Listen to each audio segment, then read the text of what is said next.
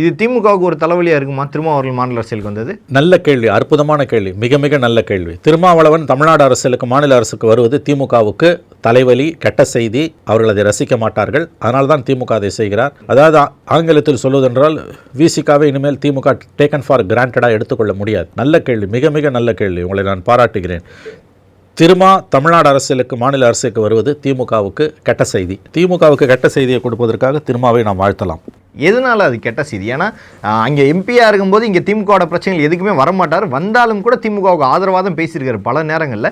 இங்கே மாநில அரசியலுக்கு வரும்போது எதனால திமுக கெட்ட செய்தின்ற ஒரு கேள்வி. நிச்சயமாக 26 தேர்தலுக்கு பிறகு அவருடைய வீடியோவில் இருக்குது. பல சினாரியோஸ் அவர் மனதில் வைத்து தான் சொல்கிறார். ஒன்று, யாருக்கும் மெஜாரிட்டி இல்லாமல் போகலாம்.